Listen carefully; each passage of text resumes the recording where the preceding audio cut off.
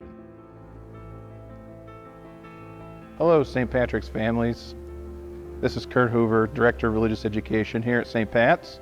Just want to make a short video to talk to all of our young people and to our families who are involved in our sacramental prep program. I want to talk first to mom and dad or guardian, whoever's at home. We sent you an email last week detailing some of the changes that we're making to First Communion and Confirmation as a result of the COVID-19 pandemic. This summer we have some rescheduled dates and some other information to be very helpful if you knew. So please go to your email. If you find that you did not get the email, please send me an email, khoover@stpatchurch.org, and I'll make sure to get all the pertinent information to you. We're also intending to get this email on our website. So in a few days, if you don't hear back from me or if you don't see it in your own inbox, go check out the website and you'll get all the information you need. I also want to take a moment to talk to our students, both our second graders and our eighth graders preparing for sacraments. The spring has been very unusual. This is not the sort of thing that anyone in your life could have prepared for. This is not the thing that you could have prepared for. I can only imagine how challenging and unusual things are for you. You were going to school every day. You had certain things in your life. You had sports, friends, things like that. That's all up in the air. Most of you are home from school, if not all of you. That's a big difference. Not able to go to sports. You're not able to see friends. This is very challenging for you. Know that this is hard for your parents and the rest of your family as well.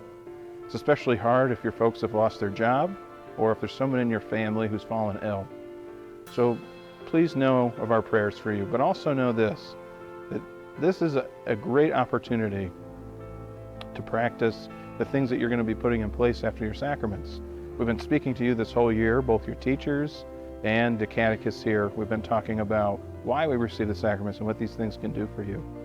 And this is a perfect example of why the sacraments exist at all. We're in this challenging time. Our families are in this together. Our whole community, our whole country, really our whole world is struggling to figure out how to adapt to this pandemic and to all the things that have changed as a result of that. The grace from the sacraments are the things that help us get through this. For all of our second graders, there may be moments when you feel very scared, moments when you feel confused, maybe moments when you feel bored or just honestly upset with the way things are. Coming to Jesus in the Eucharist is the best way to deal with those things. It gives you the strength to go on and to move through some of these hard times. It also gives you courage to make good choices, to do the things that Jesus would call us to do. And for our confirmation students, we've spoken to you this whole year about your mission. Of course, our general mission as a church to go and spread the gospel of the Lord, but your own particular mission in light of this mission. So one of the great things about confirmation, as we've mentioned, that you receive this mission, but then you also receive everything you need to carry it out. Think of it like going to IKEA.